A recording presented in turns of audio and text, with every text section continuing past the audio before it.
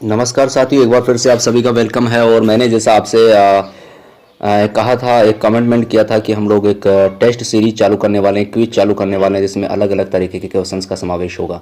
आप लोग अपना इवैल्यूएशंस कीजिएगा, वीडियो को ध्यान से सुनिएगा। शुरू में मैं आपको सिर्फ क्वेश्चंस बताने वाला हूँ और अपने आंसर आप लोग तैयार करते रहिएगा। तो यहाँ पे मैं स्क्रीन पे आपको नहीं बता पाऊँगा, डायरेक्ट मैं बोल करके बताऊँगा। आप उसको अपनी डायरी में उसके आंसर नोट करते रहिएगा और लास्ट की वीडियो की जो स्लाइड होगी उसमें मैं आपको सबके आंसर बताऊँगा, जिससे आप अपना आकलन करना कि आपको कितना याद है और कितना नहीं है। तो शुरुआत करते हैं। सबसे पहला इंपॉर्टेंट सवाल है, यानी कि आज की जो क्विज है वो साइकोलॉजी की है। और सवाल मेरा है, एक छात्र जिसकी बुद्धि लब्धि 20 से कम है तो उसे किस वर्ग में रखा जाएगा। ये वाला सवाल आरपीएससी टीचर एग्जाम जो 3rd ग्रेड की हुई थी 2007 में, उसमें पूछा गया सवाल था। तो मेरा सवाल है, एक छात्र जिसकी बुद्धि लब्धि 20 से कम है तो उसे किस वर्ग में रखा जाएगा। आपको ऑप्शन दे रहा हूँ, मंद बुद्धि, क्षीण बुद्धि, अल्प बुद्धि या जड़ बुद्धि। आप इसका आंसर लगा के रखिएगा। दूसरे सवाल की तरफ बढ़ रहा हूँ और लास्ट स्लाइड पे इन सबके आंसर मैं बताऊंगा, फिर आप देखना कि भाई आपको कितना याद है और कितना नहीं।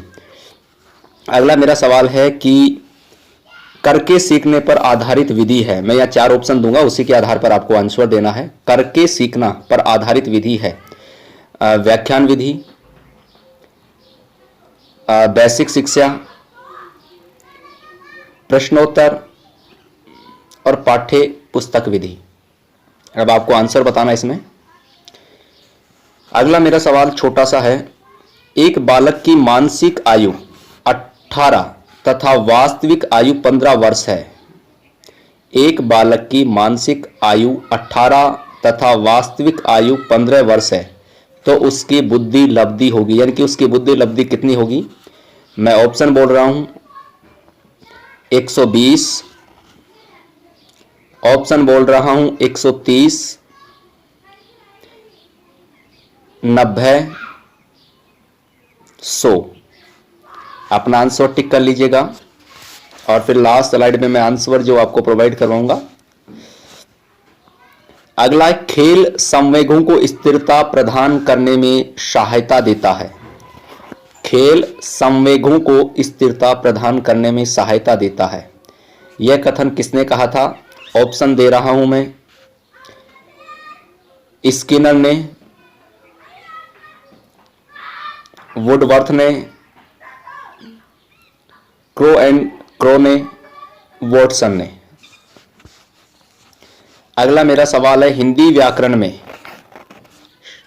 व्याकरण में शिक्षण की सर्वोत्तम विधि कौन सी है। ऑप्शन दे रहा हूं मैं,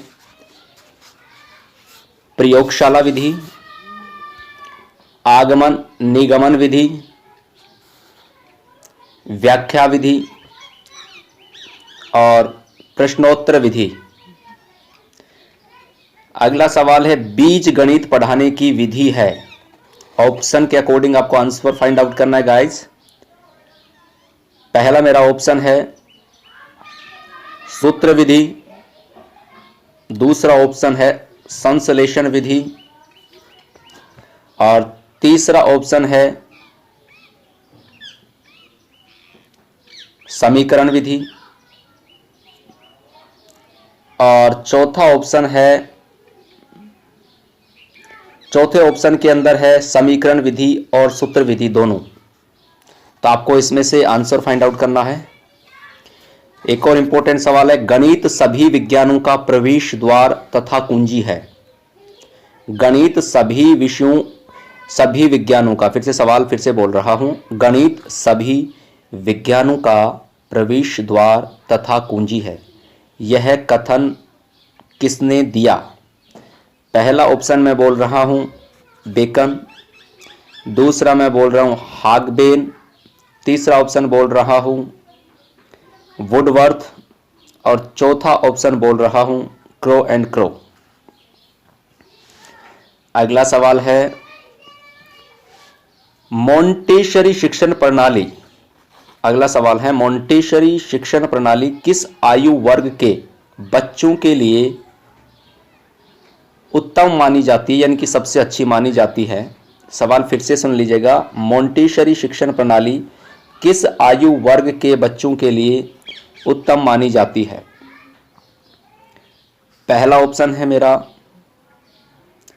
5 से 10 वर्ष, दूसरा ऑप्शन है 6 से 8 वर्ष, तीसरा ऑप्शन है 3 से 6 वर्ष और चौथा ऑप्शन है 4 से 8 वर्ष। अगले सवाल की तरफ बढ़ते हैं। अगला सवाल है, मापन की समाजमिति तकनीकी का आविष्कार किसने किया? मापन की समाजमिति तकनीकी का आविष्कार किसने किया? ऑप्शन ए है हेलिन जेनिंग्स ने, दूसरा है ऑप्शन कार्टर ने, तीसरा ऑप्शन है जेकब एल मोरोनो और चौथा ऑप्शन है कोई नहीं। अब अगले सवाल की तरफ बढ़ते हैं हम लोग। स्टैनफोर्ड बिने स्केल प्रकाशित किया। सवाल फिर से सुन लीजिएगा। स्टैनफोर्ड बिने स्केल प्रकाशित किया। ऑप्शन है लेविस एम टर्मन ने, बी ऑप्शन है एल्फ्रेड बिने ने, सी ऑप्शन है कोल एंड ब्रुस ने और डी ऑप्शन है जेनिंग्स ने। अगला सवाल है बहुत ही इजी, लैंग्वेजेस भाषा है यानी कि लैंग्वेजेस, तो भाषा क्या है? इसमें ऑप्शन है गेस्चर, साउंड, फीलिंग और मोड ऑफ कम्युनिकेशन। इसमें से हमें करेक्ट आंसर निकालना है। अगला सवाल है ब्लूप्रिंट इज प्रिपेयर फॉर, यानी कि ब्लूप्रिंट किसके लिए तैयार किया जाता है? तो इसके लिए हम लोगों के पास ऑप्शन है preparing question paper, preparing for aids, preparing for teaching aids और टीचिंग और चौथा ऑप्शन है फॉर प्लानिंग। तो आपको इसमें से आंसर करना है। और अगला है inductive detective method is good to teach, यानी कि इंडक्टिव और डिटेक्टिव जो मेथड होता है वो इज गुड टू टीच। तो इसके अंदर ऑप्शन दे रहा हूं मैं पोइट्री, प्रोज, ग्रामर और डी ऑप्शन है ट्रांसलेशन। अगला सवाल है पिछड़े बालकों की बुद्धि लब्धि होती है। ये सवाल भी पूछा जा चुका है 2004 में। तो पिछड़े बालकों की बुद्धि लब्धि होती है, इसके अंदर ऑप्शन दे रहा हूं 70 से कम, 80 से 90 के बीच, 100 से अधिक और कोई नहीं। ये सवाल पूछा गया था जो का त्यों। और अगला सवाल भी जो मैं करने जा रहा हूं वो 2004 में पूछा जा चुका है। लेखन गति सुधारने के लिए आप कौन सा गृह कार्य देना चाहेंगे? और 2004 में ही पूछा गया RPSC teacher examination 3rd grade. इसमें ऑप्शन दिए गए थे पठित अंश से कॉपी में एक पृष्ठ लिखना, घर पर श्रुति लेख लिखना, अपनी इच्छा से एक पृष्ठ लिखना, अशुद्धियों को 5-5 बार लिखना। अगला सवाल भी ऑलरेडी एग्जाम में पूछा जा चुका है।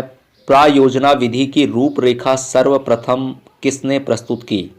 यानी कि प्रायोजना विधि की रूपरेखा सर्वप्रथम प्रस्तुत की थी। और ये एग्जाम में पूछा गया सवाल है ऑलरेडी। ऑप्शन दिए गए थे मॉन्टेसरी, स्किनर, किलपैट्रिक और जॉन डेवी। आपको करेक्ट आंसर निकालना है। अगला सवाल है भाषा शिक्षण के मूल कौशलों के अधिगम की दृष्टि से इनमें से सर्वोच्च प्राथमिकता दी जानी चाहिए। ये भी 2004 में पूछा गया सवाल है। शुद्ध उच्चारण के ज्ञान को, शुद्ध वर्तनी के अभ्यास को, मौखिक अभिव्यक्ति को, सुंदर लेखन को। अगला सवाल फिर वही है जो 2004 में ऑलरेडी पूछा जा चुका है। मूल्यांकन का अर्थ है जांचना, परखना, परीक्षा करना और चौथा ऑप्शन है निर्णय देना। अगला सवाल एक बार फिर 2004 में पूछा गया है। प्रदूषण पाठ अधिगम के लिए कौन सी विधि अधिक प्रभावी होगी? सवाल सुन लीजिएगा। प्रदूषण पाठ अधिगम के लिए कौन सी विधि अधिक प्रभावी होगी? ऑप्शन दिए गए थे एग्जाम में प्रश्नोत्तर विधि, प्रदर्शन विधि, प्रायोजना विधि, प्रायोगिक विधि। और अगला सवाल है पर्यावरण वह सब कुछ है जो किसी व्यक्ति को चारों ओर से घेरे हुए है एवं उस पर सीधा प्रभाव डालता है। यह परिभाषा किसने दी? सवाल फिर से सुन लीजिएगा। पर्यावरण वह सब कुछ है जो किसी व्यक्ति को चारों ओर से घेरे हुए है एवं उस पर सीधा प्रभाव डालता है। यह परिभाषा किसने दी? 2004 में पूछा गया सवाल है। रोस ने, निम्बर्ड ने, वुडवर्थ ने और किलपैट्रिक ने। तो ये वाला सवाल था और अब अगले सवाल की तरफ बढ़ते हैं हम लोग। और अगला सवाल है वो भी एग्जाम में पूछा गया था कि which one of the following method is the oldest method of teaching English. Question एक बार फिर से सुन लीजिएगा। Which one of the following method is the oldest method of teaching English. और इसमें ऑप्शन है doctor words methods, the substitution table method, bilingual table methods and translation grammar method. ये ऑप्शंस दिए, ट्रांसलेशन कम ग्रामर मेथड। तो following method is the oldest पूछा गया था और ये 2004 के एग्जाम में पूछा गया सवाल है गाइस। अब आगे बढ़ रहे हैं हम लोग। ज्ञान ही सद्गुण है ऐसा किसने कहा था? ज्ञान ही सद्गुण है ये किसने कहा था? ऑप्शन दे रहा हूं। ओशब्रोन ने, हल ने, सुकरात ने और कोहलन ने। अगला सवाल है मेरा जिसके बारे में हम लोग चर्चाएं करते हैं। गेस्टाल्ट शब्द जर्मनी का है जिसका अर्थ होता है। गेस्टाल्ट शब्द जर्मनी का है यानी कि जर्मन भाषा का है जिसका अर्थ होता है। मैं ऑप्शन दे रहा हूं। सूझ या बूझ, उद्दीपन, समग्र आकृति और व्यक्तिगत अध्ययन। आप बढ़ते हैं इनके आंसर की तरफ। अगर आपने आकलन कर ही लिया होगा तो आप एक बार वीडियो को पोस्ट कर देना और अपने अपने आंसर अगर नहीं किए तो दोबारा करके अब फिर मैच करने की कोशिश करना। ठीक है गाइस, तो बढ़ते हैं आंसर की तरफ। मैं एक बार क्वेश्चंस भी रिपीट करूंगा तो आपके लिए आसानी होगी। और पहला सवाल था छात्र जिसकी बुद्धि लब्धि 20 से कम है उसको किस में रखेंगे? जड़ बुद्धि, ये करेक्ट आंसर है। दूसरा है करके सीखना आधारित जो विधि है वो बेसिक शिक्षा होगी। इसके अलावा बालक की मानसिक आयु 18 और वास्तविक आयु 15 वर्ष है तो उसकी बुद्धि लब्धि 120 होगी क्योंकि फॉर्मूला बनता है मानसिक आयु बटे वास्तविक आयु इंटू 100। इसके अलावा हमारा सवाल था खेल श्रमिकों को स्थिरता प्रदान करने में सहायता देता है, ये कथन किसका? स्किनर का। अगला था हमारा हिंदी में व्याकरण शिक्षण की सर्वोत्तम विधि है, ये वाला हमारा सवाल था जिसमें हमारा आंसर आगमन निगमन विधि है। मैं क्वेश्चन इसलिए बोल रहा हूँ ताकि सेम किसी तरह का कोई दिक्कत ना हो। अगला है बीज गणित पढ़ाने की विधि है, सूत्र विधि और समीकरण विधि दोनों आएगा। गणित सभी विज्ञानों का प्रवेश द्वार था कुंजी है, इसका आंसर हमारा बेकर निकल करके आएगा। मोंटेसरी शिक्षण प्रणाली किस आयु वर्ग के बच्चों के लिए उत्तम है? तो इसका आंसर 3 से 6 वर्ष आएगा। और अगला था मापन की समाजमिति तकनीकी का आविष्कार किसने किया? तो हेलेन जेनिंग्स ने किया। स्टैनफोर्ड बिजनेस स्किल प्रकाशित किस में हुआ? तो लेविस एम टर्मन में हुआ। अगला था लैंग्वेज इज लैंग्वेज क्या है? तो इसके अंदर हमारा आंसर हो गया मोड ऑफ कम्युनिकेशन। गाइज इसी तरह की क्विज हम लोग आपको टाइम टू टाइम प्रोवाइड करवाएंगे, इसलिए प्लीज़ आपसे रिक्वेस्ट है कि आप इस वीडियो को लाइक करना ना भूलें, शेयर करना ना भूलें और साथ ही आप न्यू कमर्स हमारे यूट्यूब चैनल पर तो हमारे यूट्यूब चैनल को सब्सक्राइब करना ना भूलें। अगला सवाल था blueprint is prepared for, तो इसका करेक्ट आंसर होगा प्रिपेयरिंग क्वेश्चन पेपर। अगला inductive deductive method is good to teach, किसके लिए होता है? तो ग्रामर करेक्ट आंसर होगा हमारा। मैच करते रहिएगा। पिछड़े बालकों की बुद्धि लब्धि होती है तो 80 से 90 के बीच आएगी। और लेखन गति सुधारने के लिए आप कैसा गृह कार्य देना चाहेंगे? तो इसमें पठित अंश से कोफे में एक प्रश्न लिखना हमारा करेक्ट आंसर होगा। इसके अलावा अगर हम लोग बात करें तो एक सवाल था प्रयोजना विधि की रूपरेखा सर्वप्रथम किसने प्रस्तुत की? तो किलपैट्रिक ने। एक है भाषा शिक्षण के मूल कौशलों के अधिगम की दृष्टि से इनमें सर्वोच्च प्राथमिकता दी जानी चाहिए, तो इसमें हमारा करेक्ट आएगा मौखिक अभिव्यक्ति। मूल्यांकन का अर्थ है तो इसमें निर्णय देना होगा। और प्रदूषण पाठ अधिगम के लिए कौन सी विधि प्रभावी होगी? तो प्रदर्शन विधि। और पर्यावरण वह सब कुछ है जो किसी व्यक्ति के चारों ओर से घेरे हुए, इसकी जो परिभाषा दी थी वो थी निम्बर्ट ने। और अगला जो मैंने सवाल किया था, अगला सवाल जो हमारा था कि ज्ञान ही सद्गुण है, ये किसने कहा था? तो सुकरात ने। और गेस्टाल्ट शब्द जर्मनी का है और इसका अर्थ होता है समग्र आकृति।